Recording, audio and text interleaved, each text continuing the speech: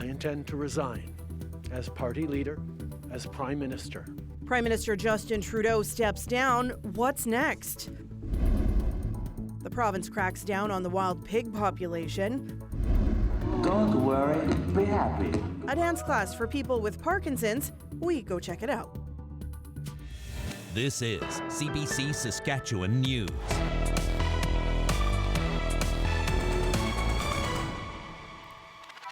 It is Monday, January the 6th, and the CBC Saskatchewan News starts right now. Hi there, thanks for watching. There has been a seismic shift in Canada's political landscape. Justin Trudeau has announced he's stepping down, triggering a leadership race in the Liberal Party while Parliament is suspended until March 24th. Ashley Burke brings us the latest. A major moment in Canadian history. Last night over dinner, I told my kids about the decision that I'm sharing with you today. The Prime Minister, who's long resisted calls to resign, now says he'll step down. I intend to resign as party leader, as Prime Minister, after the party selects its next leader. Justin Trudeau addressing the nation from outside his home at Rideau Cottage, repeatedly describing himself as a fighter. Every bone in my body has always told me to fight because I care deeply about Canadians. But staying on as a leader is a fight he couldn't win. It has become obvious to me with the internal battles that I cannot be the one to carry the Liberal standard into the next election. Those internal battles bruising and relentless, growing calls from his own MPs to resign only intensifying after last month's stunning resignation of his Deputy Prime Minister and Finance Minister, Chrystia Freeland. Despite best efforts to work through it, Parliament has been paralyzed for months after what has been the longest session of a minority parliament in Canadian history. Trudeau said it took the holidays and long talks with his family to come to this decision. Removing me from the equation as the leader who will fight the next election for the Liberal Party should also decrease the level of polarization that we're seeing right now in the House. He's now calling for a reset. The Governor General has approved his request to prorogue Parliament, putting government business on hold until the end of March, while his party holds a competitive race for its next leader. Freeland, former Bank of Canada Governor Mark Carney, former BC Premier Christy Clark, and several cabinet ministers among those viewed as possible contenders. We have to go in elections. But opposition parties are vowing to try and bring down the government with non-confidence votes after that. New Democrats will be voting against this government for an election where Canadians will have a choice. They want to protect their pensions and paycheck by sweeping their hated leader under the rug months before an election to trick you and then do it all over again. The Liberals hope Trudeau's departure changes everything and can rescue the party from some of the worst polling it's seen since Trudeau became Liberal leader more than a decade ago and before Canadians head to the polls sometime this year. Ashley Burke, CBC News, Ottawa. So, what will Trudeau's resignation mean for us here in Saskatchewan? Justin Trudeau has traditionally been used as a political foil by Premier Scott Moe. Experts say that means the relationship between our province and Ottawa could change. So I think that on one level is going to be hard for him. On the other hand, the policies remain, and the Liberal government still is not very popular in Saskatchewan. So I think that alone will allow the Premier to be able to challenge Ottawa. I actually think it's harder for Scott Moe to do that if there's a Poilievre government in Ottawa, given their close alliances politically. The Trudeau Liberals have been pretty assertive about using the federal spending power across all different types of government. They've been an activist federal government. So we've seen the pushback at that from the provinces. We've seen probably a more cooperative relationship between municipalities when they can access those funds. I mean, that's kind of getting into the weeds, but there will be a bunch of changes, I think, regardless of who's sitting in the Prime Minister's chair. Now, despite the open hostility between Moe and Trudeau, the Premier has yet to comment on the Prime Minister's resignation. Opposition leader Carla Beck described Trudeau's announcement as political theatre that distracts from the tariff threats made by incoming U.S. President Donald Trump. Meanwhile, Donald Trump reacted to Trudeau's resignation with a post on his Truth Social platform, suggesting Canada merge with the United States. Now, with Trump's inauguration just 2 weeks away, the outgoing U.S. ambassador to Canada says he's confident in the future of trade relations with Canada. David Cohen was in Winnipeg on Monday on his final tour of Canada before he leaves the position. He says so far the threats by Trump to impose a 25% tariff on Canadian goods is rhetoric. Cohen looks to what happened during the first Trump presidency. He believes the negotiations involving provincial premiers will be helpful in keeping trade open between the two countries. 2 women are standing trial in Saskatoon, accused of killing Megan Gallagher in 2020. 9 people were eventually charged in connection with the Saskatoon woman's death. 4 of them were charged with murder. Dan Zakreski brings us the story. Cheyenne Petitus and Summer Sky Henry are sharing a prisoner's box at Court of King's Bench this week.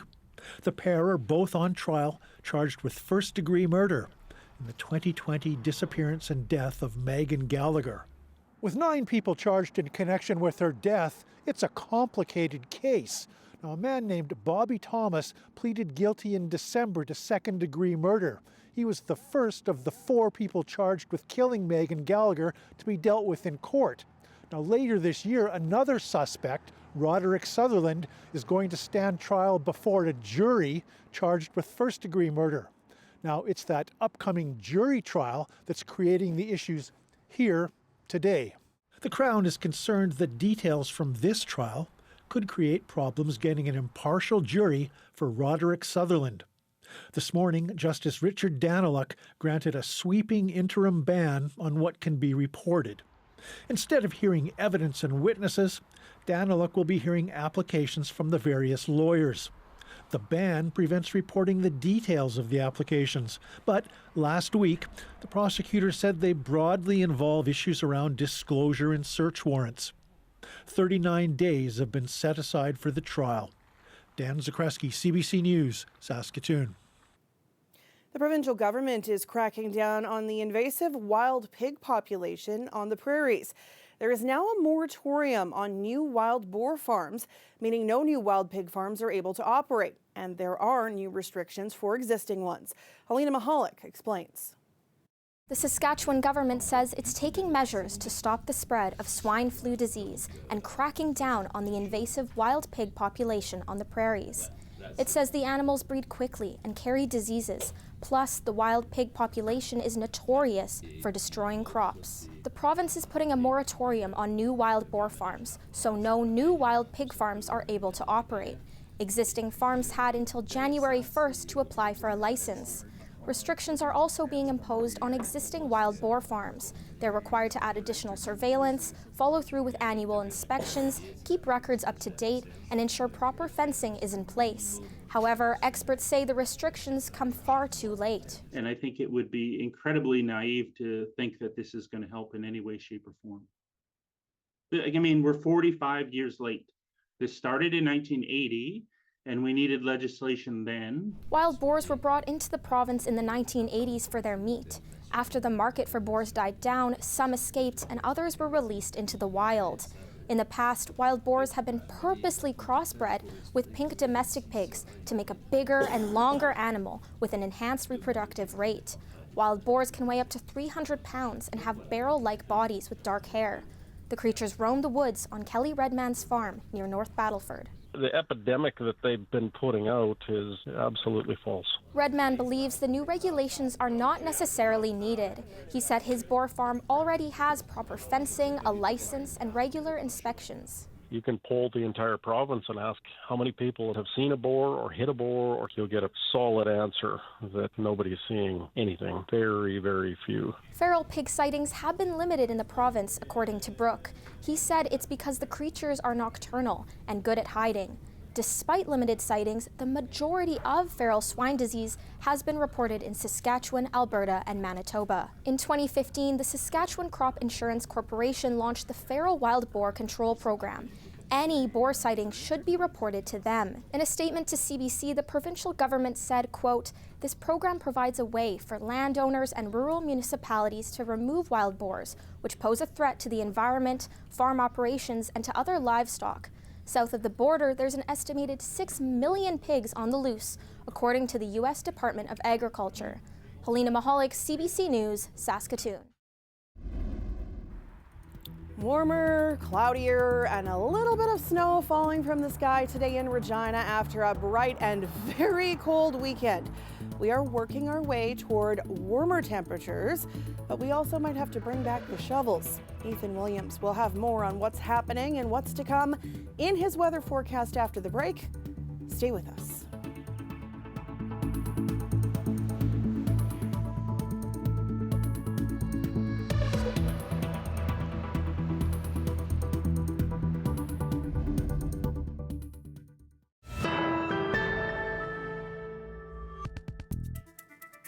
Welcome back. A dance class tailored to meet the needs of people living with Parkinson's disease has recently started in Regina. And for participants, it's opening a whole new door to the dance floor.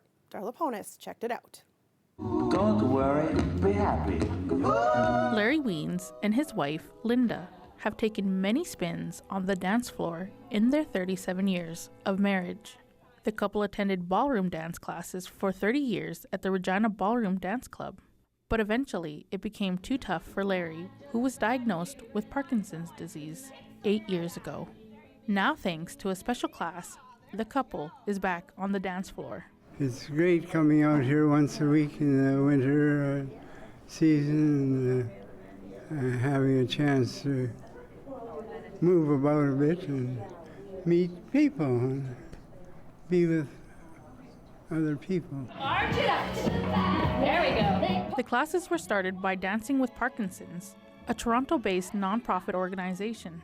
Now, in Regina, they give people a chance to move, dance, and socialize in a safe place. It's such a joyful experience, and you witness it. You witness this change that happens over the course of the hour, where people are bright and laughing and chatting, and it really switches from sort of the beginning of the class. Parkinson's disease is a brain condition that causes problems with a person's movements, resulting in rigid muscles and many other cognitive issues.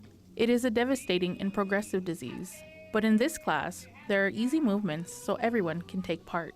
Oh, this is a great group, and I'd recommend it for anyone with Parkinson's to come out and join the group and get together with other people in the same situation. Ween says he's grateful to be back on the dance floor with Linda, and they both say they hope they can keep dancing for years to come. Darla Ponis, CBC News, Regina.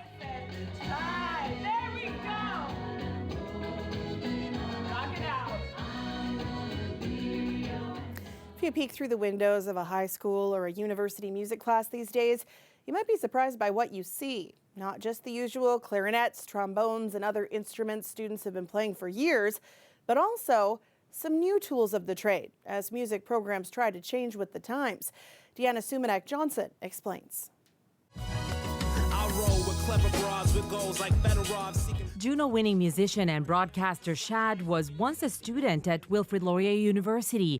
Now he's teaching a course on hip-hop in its music department. You know, hip-hop is now 50 years old, right? So there's a depth there in terms of history, in terms of a tradition, and in terms of, some serious writing and thinking about what this music is. But while the drums are playing. Nice. Laurier's Dean of Music says Shad's course is part of the evolution of music programs at universities. What can we do to be more inclusive of other genres of music and therefore other people who make different kinds of music other than Western, Eurocentral classical music? Yeah, maybe.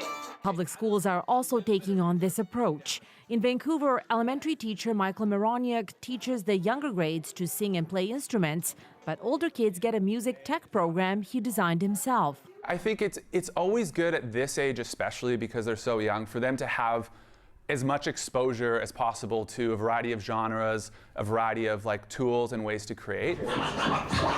At this Toronto high school, the newest lot of instruments provided by the charity Music Counts are actually computers, turntables, and consoles, attracting a surge of interest from students.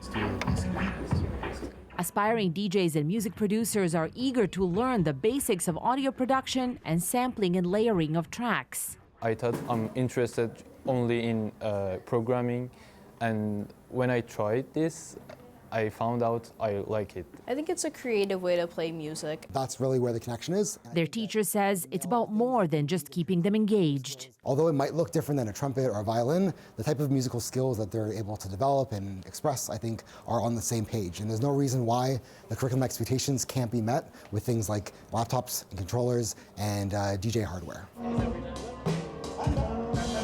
As music education takes a cue from the young and lets them explore the genres they feel connected to. Deanna Sumanak-Johnson, CBC News, Toronto.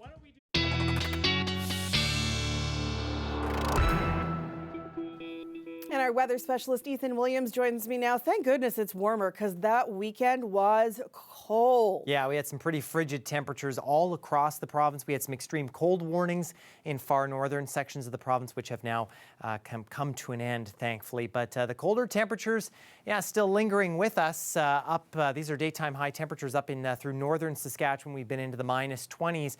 Through south and central, bit of an interesting story temperature-wise here, because these are actually the temperatures, the daytime high temperatures that we hit very early on Monday morning.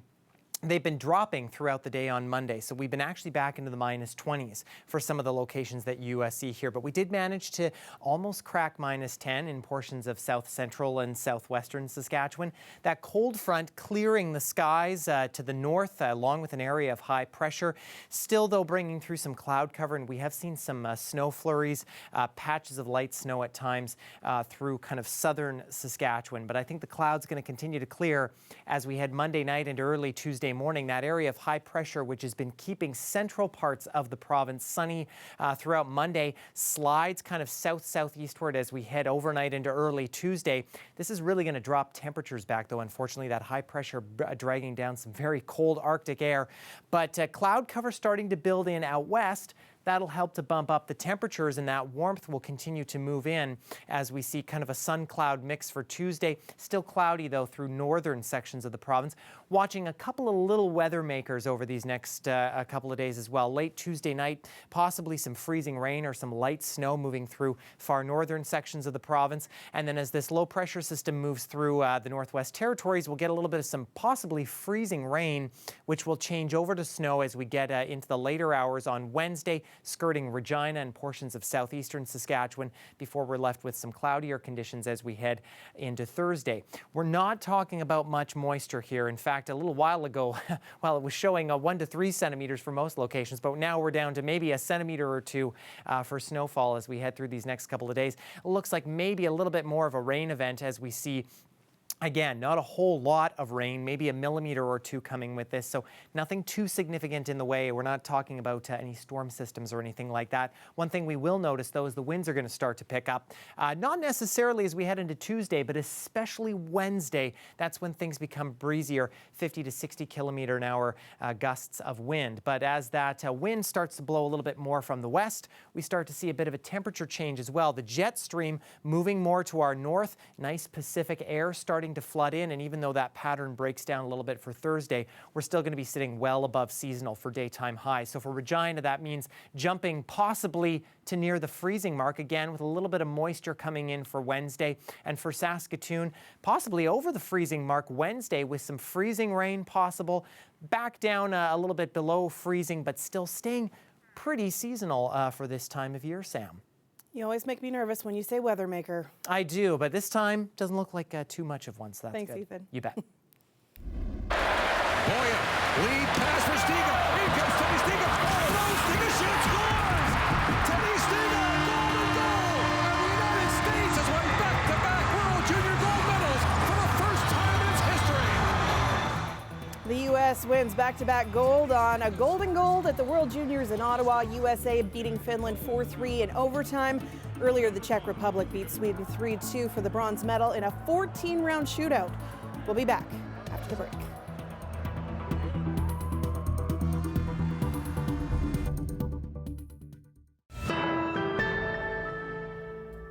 Welcome back. It's hard to see an outsider trashing your holiday decorations, but instead of getting angry, a Nova Scotia homeowner used the polite approach to ending the destruction. And let's just say the buck stopped there.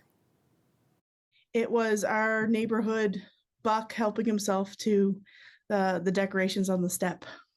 And I politely told him to back off. Excuse me, Buck?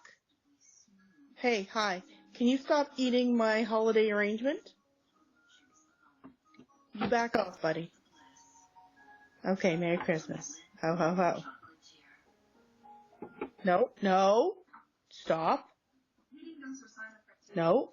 When they get startled, sometimes they fall down or they take the railing out with them. So I just wanted him to back off. He did come back twice since, and he was helping himself to the holly and the arrangement. And at one point he looks up and looks directly at the doorbell, waiting for me to say something, and then went back to his dinner.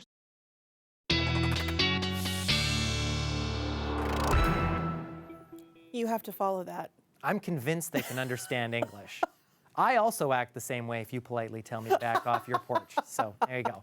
But I won't be heading out tonight because it is going to be cold throughout much of all the province, basically. We're starting to see that warm up out west, but you can see temperatures, they'll probably still be closer to -30 in some locations in south and central, feeling like -40 with a little bit of wind. Through much of the north, we're hanging on to those chilly temperatures. Watch, though, as we head into early Tuesday, already near -15. That's about seasonal for daytime highs in that part of the province. Still a little bit chilly as you go further eastward, but again, still looking at temperatures not too bad. This is seasonal in eastern sections of the north as well. So still looking kind of on the chilly side, but really not all too bad. In comparison to the last couple of days especially, look at how warm it is out west as we head into early Tuesday through south and central. You can see, though, that temperature gradient as you head through the day here, still closer to that -15 mark out east, but all of us getting a chance at seeing some sunshine through south and central. And we're also looking at those winds being fairly light as well. So won't have to apply too much of a wind chill for us through the day Tuesday, Sam. Appreciate that. Thanks, Ethan. You're welcome. And that is it for us. For more news anytime, you can head to cbc.ca/sask or subscribe to the CBC Saskatchewan YouTube channel, or you can download the CBC News app on your smartphone or tablet. Thanks so much for watching.